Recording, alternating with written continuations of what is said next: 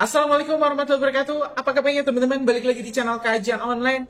Menteri Keuangan Purbaya benar-benar mempermalukan Bahlil Lahadalia. Ya teman-teman, beberapa jam yang lalu ini viral sekali terkait pertikaian antara Bahlil dan juga Pak Menke Pak Purbaya terkait harga subsidi LPG 3 kg. Kita tahu tersendiri teman-teman, ini Bahlil sangat gebet sekali ingin menghapus total berbagai subsidi yang telah diberikan negara kepada rakyat, salah satunya ya terkait LPG 3 kg. Bahlil juga teman-teman ketahuan ingin melarang para ojol membeli BBM subsidi jenis Pertalite. Jadi kali ini teman-teman ya Menke Purbaya speak up untuk menghentikan kebodohan Menteri Bahlil yang memang sudah kelewat batas. Kita patut apresiasi keberanian Menke Purbaya untuk menjelaskan apa yang memang benar, apa yang hak dan mana yang batil. Ya ini Pak Bahlil memang harusnya diulang teman-teman, diajari ulang bagaimana cara menjadi seorang menteri, cara untuk menyikapi berbagai permasalahan-permasalahan yang terjadi di Indonesia. Bukannya menyelesaikan, bukannya meringankan kehidupan rakyat kecil, tapi ini Pak Bahlil rupanya malah ingin mempersulit teman-teman. Ya ojol dilarang beli Pertalite. Apakah harus beli Pertamax terus? Kan itu harganya jauh lebih mahal. Sedangkan teman-teman ini soal LPG, Pak Bahlil itu kuat-kuat. Ini subsidi terlalu besar, terlalu banyak. Kita mensubsidi sampai sekian lah.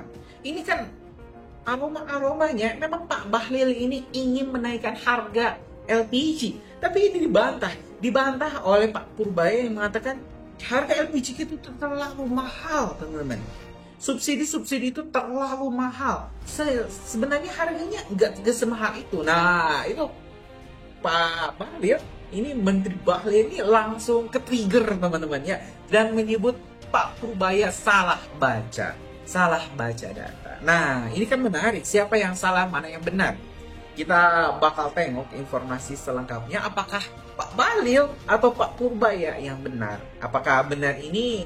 Ya, mending simak saja deh biar nggak penasaran. Yuk teman-teman, simak video selengkapnya. Sebenarnya dianggarkan data gimana tepat sasarannya. Itu kita punya DTSN ya tadi ya. Ini sudah siap, sudah dipakai oleh Menteri Sosial ya, Kemensos, tapi belum dimanfaatkan oleh Menteri ESDM. Kami akan diskusi dengan mereka supaya mereka betul memakai data sen tersebut ke depan. Tapi sama juga, selama ini rupanya kita nggak bisa ngitung, nggak pernah monitor ya. Belum pernah survei dan sebagainya. Saya akan minta BPKP untuk mensurvei gimana pelaksanaan subsidi itu. Dan saya akan minta betul mereka jalankan. Jadi kalau ada yang menyeleweng-nyeleweng, hati-hati aja nanti. Jadi selama ini rupanya belum dijalankan. Itu mungkin Menkyu-nya salah baca data itu. Biasalah kalau ya mungkin butuh penyesuaian. Masih soal LPG Pak, kemarin di DPR Menkyu bilang harga aslinya itu 12.700 ya Pak di pengecor. Nah itu gimana sih Pak kira-kira agar bisa harganya itu nggak jauh-jauh dari sana Pak, dibeli masyarakat Pak? Itu mungkin Menkyu-nya salah baca data itu. Biasalah kalau ya mungkin butuh penyesuaian. Ya, saya nggak boleh tanggapi sesuatu yang terlalu ini. Jadi saya kan udah banyak ngomong tentang itu, gitu ya. Mungkin Menkyu-nya belum dikasih masukan oleh dirjennya dengan baik atau oleh tim. Jadi menyangkut juga subsidi tentang satu data itu juga masih dalam proses pematangan ya. Ya, BPS itu kan kerjasama dengan tim di SDM. Jadi mungkin Pak Menterinya, Menteri Keuangan ya, mungkin belum baca data kali itu ya.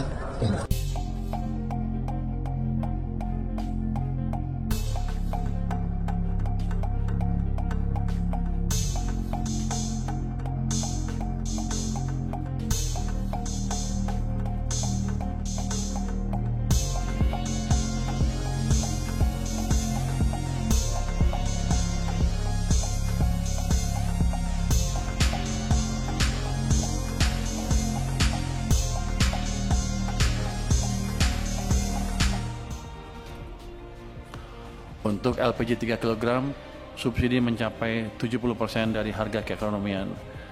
Pola serupa terjadi pada listrik, solar, dan minyak tanah.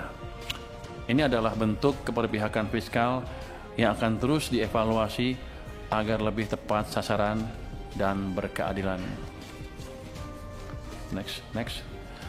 Namun berdasarkan data Susenas menunjukkan bahwa masyarakat sangat mampu, yaitu desil 8-10, masih menikmati porsi signifikan dari subsidi energi. Sejalan dengan hal tersebut, ke depan kita akan terus berusaha agar subsidi dan kompensasi lebih tepat sasaran dan lebih berkeadilan. Selanjutnya, kita akan telah bagaimana subsidi dan kompensasi berkembang dalam beberapa tahun terakhir, serta tantangan yang dihadapi. Hingga 31 Agustus 2025, realisasi subsidi dan kompensasi mencapai sekitar 218 triliun rupiah, dipengaruhi oleh fluktuasi harga minyak mentah Indonesia atau ICP, depresiasi nilai tukar, dan pertumbuhan volume konsumsi barang bersubsidi. Data menunjukkan bahwa ada peningkatan konsumsi barang bersubsidi, termasuk bahan bakar minyak yang naik sekitar 3,5%, LPG 3 kg naik 3,6%, pelanggan listrik bersubsidi naik 3,8%, dan pupuk mengalami peningkatan sebesar 12,1%. Ini peningkatan yang terbesar. Kondisi ini mengindikasikan bahwa subsidi menjadi instrumen penting untuk menjaga Yang Pak Menteri. sini, Pak. Gimana teman-teman? Ya, sehat Pak. Tanya yang gampang-gampang dia ya. Iya Pak, soal Udah saya baru pesan makan enak. makan apa Pak? Makan apa Pak? Kalau dari saya biasanya sebut soto kudus. Kalau di sini kok jadi soto ayam. Sama apa? Sate kebo sama garang asam, enak banget. Sebelumnya udah pernah belum Pak makan menu itu? Kalau di Jakarta soto kudus, tapi agak beda sama dengan di sini. Lebih enak sini sedikit. Garang asam yang pertama atau udah pernah Pak? Ini yang pertama garang asam, enak pedas juga. Segar, asam segar. Pak soal Mau makan juga? belum Pak. Belum makan, aduh, masih banyak dalam. Pak soal subsidi LPG yang Bapak mengatakan per tabung 30.000 itu dibantah sama Pak Menteri Bahlil itu Pak. Pertanyaan bagus sekali. Saya sedang pelajari. Kita pelajari lagi. Mungkin Pak Bahlil betul, tapi kan kita lihat lagi seperti apa. Nah, yang jelas saya dapat angkat dari hitungan staf saya. Nanti kan kita lihat di mana salah pengertian. Tapi harusnya sih pada akhirnya angkanya sama, uangnya itu aja kan. Iya. Nanti kita jelasin seperti apa yang sebetulnya. Termasuk apa yang dikatakan Pak Bahlil salah data itu terkait Salah data. Mungkin cara ngeliat datanya beda. Kan hitung-hitungan kan kadang-kadang kalau dari praktek dari akuntan kan udah kadang-kadang beda jalan dari Indonesia. Tapi saya yakin pada akhirnya besarannya sama juga kok. Uangnya ya segitu-segitu aja. Kalau salah hitung bisa nambah duit, saya salah hitung terus bisa uang nambah. Tapi harusnya sama pada akhirnya. Pak, tahun depan subsidinya berapa Pak? Angkanya ya. Naik sedikit ya. Berapa? Kan subsidi sekarang coba kemana-mana aja, angka persisnya agak susah, tapi harusnya naik sedikit sesuai dengan ekspektasi meningkatnya volume konsumsi. Anda maunya saya ngilangin supaya harga BBM naik gitu ya. Ini pertanyaan jebakan ya. Ya, kita akan perhatikan terus keadaan masyarakat kita. Karena saya nggak ada gunanya kalau saya dengan subsidi tiba-tiba uang saya banyak, tapi ekonomi yang berhenti karena masyarakat nggak bisa. Oke, cukup Pak.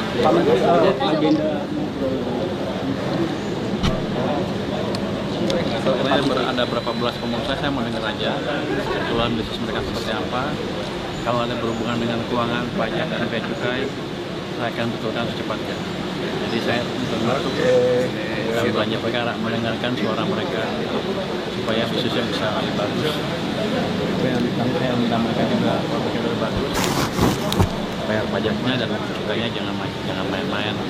Jadi sama-sama untuk. Terima kasih. Perbedaan pandangan muncul di ruang publik setelah Menteri Keuangan Purbaya Yudi Sadewo menyinggung soal harga asli LPG 3 kg dalam rapat kerja dengan Komisi 11 DPR RI pada Selasa 30 September. Purbaya menyebut harga asli LPG 3 kg mencapai Rp42.750 per tabungnya dengan subsidi pemerintah sebesar Rp30.000. Sehingga masyarakat cukup membayar sekitar Rp12.750 per tabungnya. Pernyataan itu kemudian ditanggapi oleh Menteri Energi dan Sumber Daya Mineral Bahlil Lahadalia yang menilai Purbaya keliru dalam membaca data. Bahlil menyebut masih diperlukan penyesuaian karena Purbaya baru saja beberapa bulan menjabat sebagai Menteri Keuangan. Dan menanggapi kritik itu, Purbaya menegaskan bahwa ia akan kembali mempelajari data yang dimiliki oleh Kementerian Keuangan. Ia pun juga membuka ruang bahwa perbedaan angka yang muncul bukan semata karena kesalahan, melainkan hanya cara pandang masing-masing kementerian yang berbeda. Perbedaan perhitungan subsidi energi antar kementerian bukan kali pertama terjadi. Dalam prakteknya, metode penghitungan harga perekonomian atau keekonomian, biaya distribusi hingga formula subsidi kerap menghasilkan angka yang tidak identik. Dan situasi ini menjadi tantangan tersendiri dalam menyampaikan data yang konsisten kepada publik. Kalau data, mungkin cara melihat datanya beda. Saya sedang pelajari. Kita pelajari lagi. Mungkin Pak Bahlil betul, tapi kan kita lihat lagi seperti apa. Yang jelas saya dapat angkat dari dengan staf saya. Nanti kan kita lihat di mana salah pengertian. Tapi harusnya sih pada akhirnya angkanya sama, uangnya gitu aja kan. Iya. Kalau data, mungkin cara melihat datanya beda. Hitungan kan kadang-kadang kalau dari praktek, dari akuntan kan udah kadang-kadang beda cara dari Indonesia. Tapi saya yakin pada akhirnya besarannya sama juga. Uangnya ya segitu-segitu aja. Kalau salah hitung bisa nambah duit, saya salah hitung terus bisa uang nambah. Tapi harusnya sama pada akhirnya.